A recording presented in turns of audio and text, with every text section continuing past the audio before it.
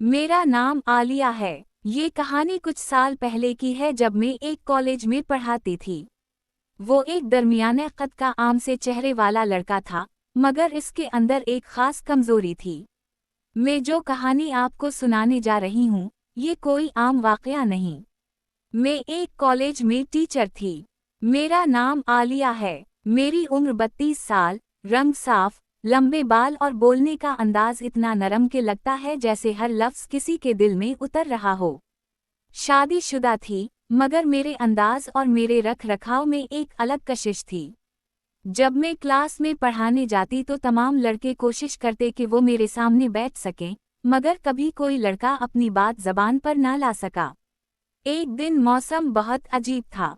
सुबह से आसमान पर काले बादल छाए हुए थे। दिन भर हल्की बारिश होती रही और जैसे ही कॉलेज से छुट्टी का वक्त आया, अचानक बारिश तेज हो गई। तमाम तलबा जल्दी जल्दी छतरियां खोल कर या दौड़कर गेट की तरफ जाने लगे। मेरा एक तालिब इल्म जिसका नाम बिलाल था, वो लाइब्रेरी में कुछ काम कर रहा था, इसलिए बारिश की वजह से रुक गया। बारिश की आवाज बढ़ती जा रही थी और बारिश का शोर एक अलग ही फिजा बना रहा था। कॉलेज तकरीबन खाली हो चुका था।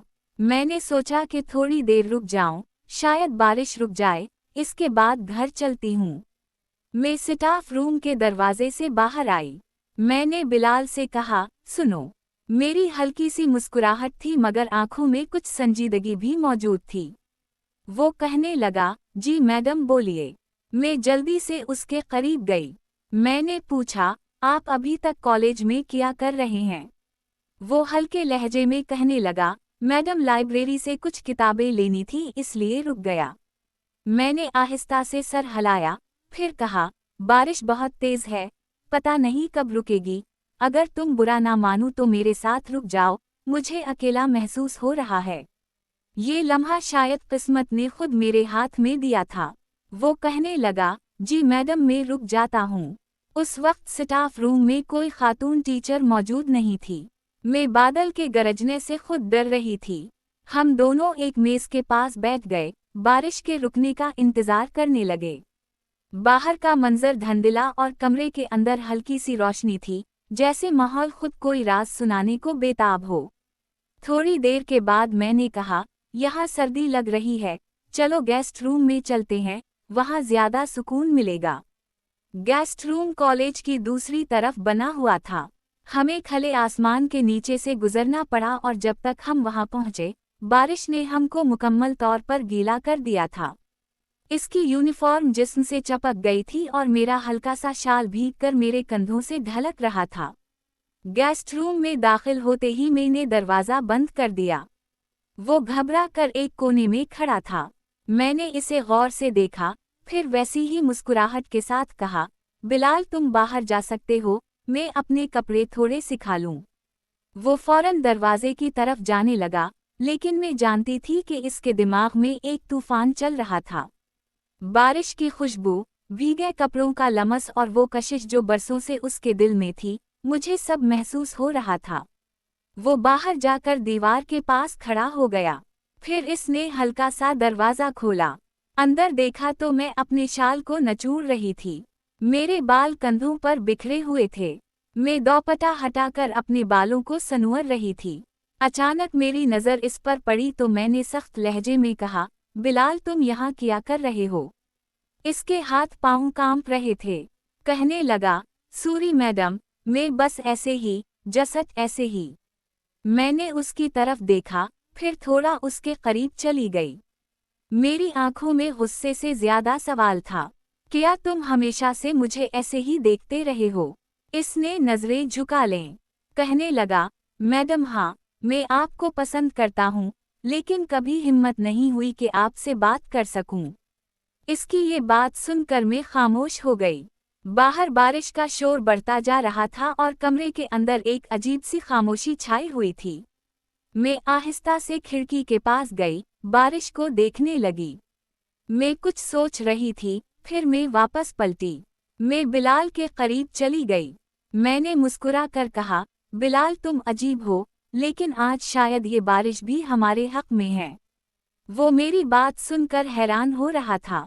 मेरे अपने दिल की धड़कन इतनी तेज हो चुकी थी कि बारिश के शोर में साफ सुनाई दे रही थी। गेस्ट रूम की खिड़की से बाहर बरसने वाला पानी और अंदर का नीम अंधेरा मिलकर एक अजीब सा जादू पैदा कर रहे थे। मैं बिलाल के बिल्कुल करीब आकर खड़ी हो गई। मेरे बाल अब भी भीगे हुए थे। पानी की बूंदें कान के पास से नीचे गर्दन तक आ रही थीं। इसने नजरें झुका लें, मगर मेरा दिल चाहता रहा था कि हर लम्हा महफूज कर लूं। मैंने धीरे से कहा, बिलाल तुम जानते हो शादी के बाद जिंदगी हमेशा वो नहीं रहती जो हम सोचते हैं। मेरी आंखों में एक गहरी थकन और हल्की सी उदासी थी, लेकिन साथ ही कोई ऐसा जज्बा भी था जो छुपा हुआ नहीं लग रहा था। इसने आहिस्ता से मुझसे कहा, मैडम मैं समझ सकता हूँ लेकिन कभी सोचा नहीं था कि मैं ये सब आपसे सुनूंगा। मैं हल्का सा मुस्कुराई जैसे मैं खुद को संभाल रही थी। मैंने कहा, बिलाल आज बारिश ने सब बदल दिया। तुम हमेशा मेरी क्लास में खामोश रहते थे। इसने गहरा सांस लिया, कहने लगा, मैडम मैं आपको बहुत पसंद करता हूँ लेकिन मैं डरता था कि आपको बुरा लगेगा।